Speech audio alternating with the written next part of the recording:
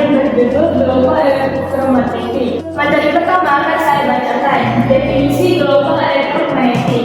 Global Electromagnetic merupakan gelombang yang dapat melancar kepadanya media rampai yang membawa energi listrik dan magnet.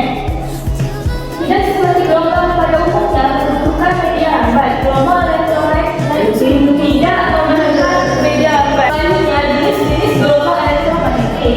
1. Gelombang radio. 2. Gelombang mikro. 3. Sinar inframerah.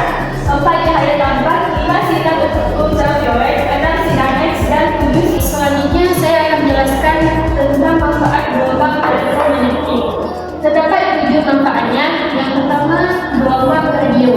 Gelombang ini dimanfaatkan untuk mentransmisikan sinyal pada jarak yang sangat jauh, mentransmisikan sinyal komunikasi berupa siaran radio dan stasiun TV, pencitraan satelit bumi dalam pembuatan peta tiga dimensi. Selanjutnya yang kedua, gelombang mikro. Jenis gelombang ini dimanfaatkan pada microwave atau oven untuk memasak atau menghangatkan makanan. Yang kedua, berkomunikasi melalui radar.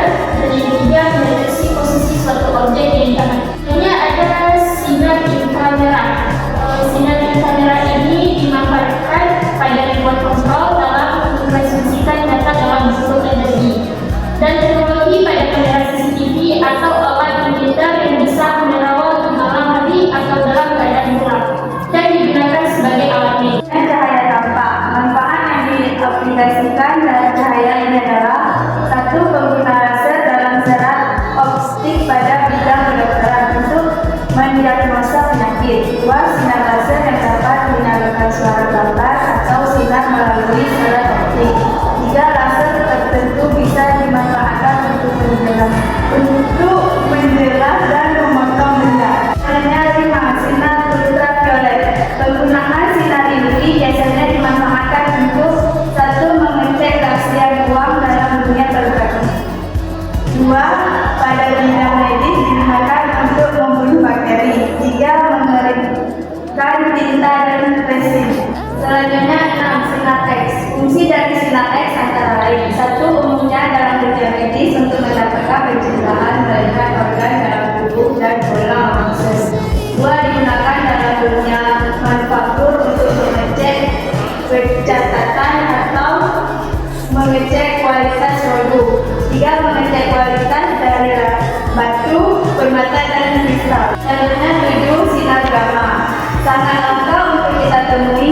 Manfaatnya ialah: 1. Dalam dunia medis digunakan pada alat pemindai CT scan. 2. Menyembuhkan penyakit kanker dengan metode operasi pisau gamma. 3. Radiasi sinar gamma juga digunakan dalam bedah saraf. 4. Digunakan untuk membunuh bakteri dan virus. Selanjutnya, sumber gelombang elektromagnetik. Berikut ini merupakan beberapa sumber yang bisa menghasilkan gelombang elektromagnetik.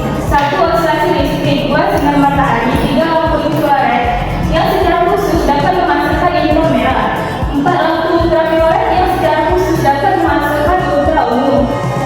5. Penembakan elektron dalam tabung hampa pada kotak logam dapat menghasilkan sinar X atau biasa disebut dengan istilah sinar laser. 6. Inti atom yang tidak stabil sehingga mampu menghasilkan radiasi alfa, beta, dan gamma. Dan untuk radiasi sinar gamma adalah salah satu gelombang. Selanjutnya saya akan menjelaskan tentang salah satu sifat gelombang elektromagnetik.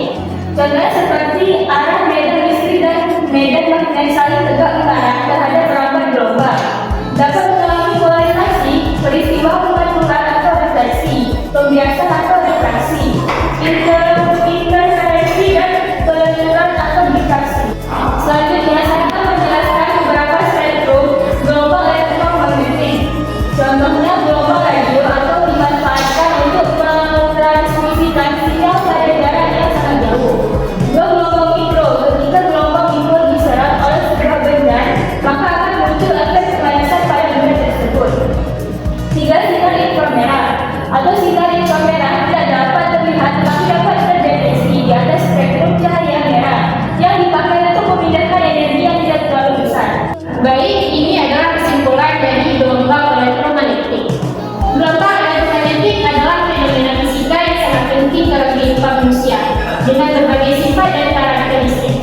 Gelombang ini digunakan dalam berbagai bidang, mulai dari komunikasi, kesehatan, industri, hingga eksplorasi luar angkasa.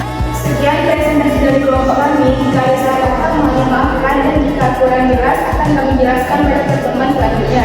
Wassalamualaikum warahmatullahi wabarakatuh.